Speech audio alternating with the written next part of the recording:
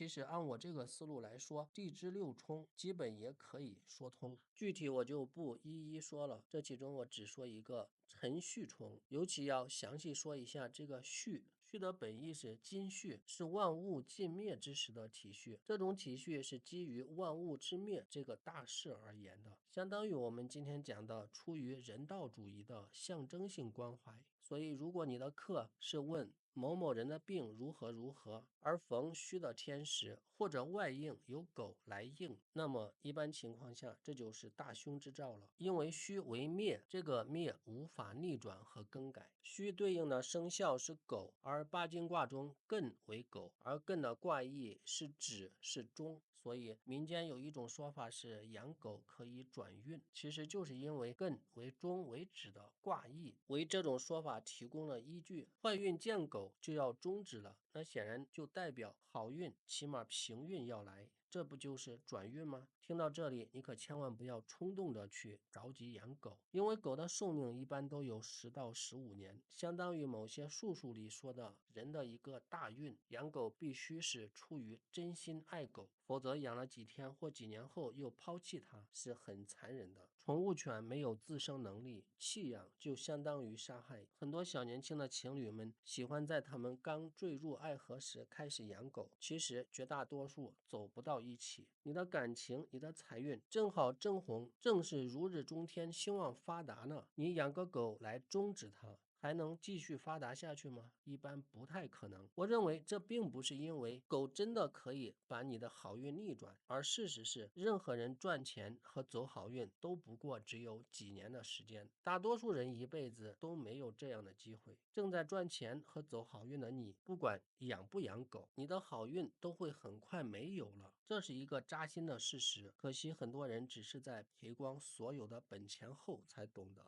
聪明的你又想到了，那在低谷时，在逆境中，绝路上的我总可以养狗去转运吧。如果你真的喜欢狗，并且没有洁癖，性格温顺，并且在城市孕养犬种范围之内的，可以考虑一下。狗狗作为宠物，它们确实具有某些无法替代的魅力，比如陪伴，比如忠诚。这些可贵的品质确实可以消解你低谷期的很多负面消极情绪。我曾经养过一只黑色的拉布拉多，从幼犬开始养的，人一生之中也许只能养一次狗吧，因为它带给你的无条件无私的忠诚，失去过一次就可能再也找不回来了。在城市生活里养狗需要面对的问题很多很多，我诚挚地建议你千万不要养烈性犬、大型犬、禁养犬，更为狗，更也为山。爬山登山确实是一项很好的体育锻炼，但人在低谷时，我建议你千万不要独自去登山散心调节心态。人最应当去登山的状态是雄姿英发时，是会当凌绝顶，一览众山小，是人生得意时登山去，山高我为峰。你在失意低谷时登山，你见到感到的很可能只是自己的渺小与可有可无。这也是为什么天下名山都被寺庙占尽的原因。所以艮卦的卦象中有艮为婚巳，艮的方位为东北方，在八方风中某些术数里，艮方还是死门鬼门之方位。空卦的卦辞里也有西南得朋，东北丧朋，这东北方就是艮之方。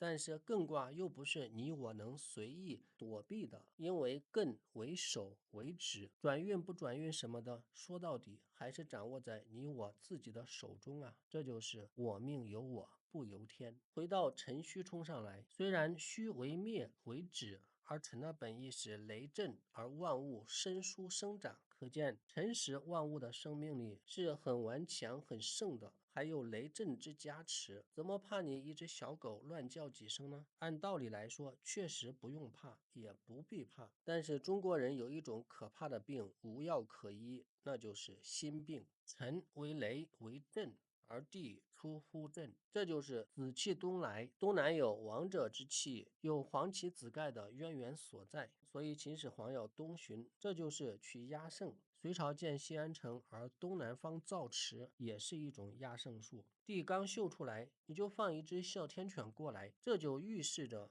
这位地的江山要终要止要完蛋，这就是妥妥的诅咒啊。对于地来说，伤害性不大，但侮辱性极强。通过上面我这样穿凿附会的一通发挥，你是不是觉得天干地支的本意也有值得玩味的地方呢？但这是不是就等于说术数中让你背诵的天干七杀、五合、地支六冲一定是真理，是有内在的哲理呢？不是，我之所以能穿凿附会一通，前提是按照我提供的这一套所谓的本意。但我提供的这一套本意，就真的是本意吗？这个问题的答案大概率是不是。根据郭沫若在《甲骨文研究》书中对干支的解释，七杀五合六冲一个都不可能成立。郭沫若说，古人以三为重，数欲之时，殊非异义。他考证认为，甲的本意是鱼鳞，正是在鱼有鳞甲的本意上，才引申出甲的带腹甲之意，而乙是鱼肠，丙是鱼尾巴，丁是鱼眼睛，甲乙丙丁是渔猎时期的先民创造的象形文字。而从戊到癸，则明显是石器和青铜时代出现的，因为这6个字都和器物或者武器有关。如果天干地支的真相真如郭老考证的这样，那么天干地支所配五行而赖以存在的那些深刻质化的意义，